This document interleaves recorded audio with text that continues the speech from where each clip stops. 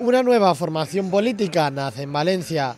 IDEA-CV, un partido de centro, liberal, transversal y autonomista, liderado por el periodista Pere Valenciano, pretende construir una nueva Valencia líder del Mediterráneo. Nos definimos como partido de centro, la vía valenciana de centro, liberal, transversal y autonomista, y por tanto también nos vamos a preocupar, por supuesto, de lo social, de la vida de las personas, de los colectivos también desfavorecidos, de inmigrantes, por luchar por la igualdad, el colectivo LGTBI, la igualdad de la mujer y por supuesto pymes, autónomos, comercio de proximidad y, muy importante, un partido verde, ecologista. El nuevo partido centrará sus esfuerzos durante este año en la ciudad de Valencia y el Congreso de los Diputados, haciendo valer su independencia de otras estructuras nacionales. Junto con Pere Valenciano, Rosana Baidal, Juan Calero, Pepe Turpín y Vanessa Garrido forman parte de la gestora que se ha constituido hasta la presentación oficial del partido tras pasar las fallas. La ventaja que tiene, como tienen otras comunidades autónomas, es tener una fuerza autóctona, por eso nace aquí,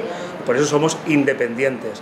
IDEA es un partido que nace en Valencia y en la Comunidad Valenciana, sin hipoteca respecto a Barcelona, algunos esos complejos que tienen a veces con Barcelona y sobre todo con Madrid.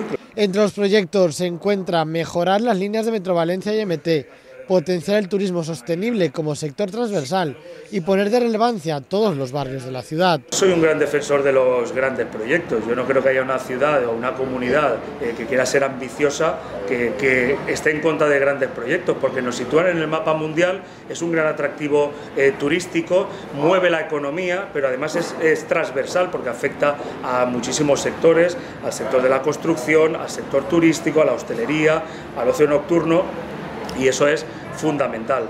Por lo tanto, yo creo que los grandes proyectos, si están bien elaborados, lógicamente sin sombra de duda sobre temas de corrupción y de financiación que hemos visto en algunas cuestiones en el pasado, pero tiene que ser compatible con hacerlo bien y que sea medioambientalmente también correcto. IDEA-CV aspira a conseguir entre 2 y 4 concejales en Valencia en 2023 y se postula ya como una tercera vía en el panorama político existente.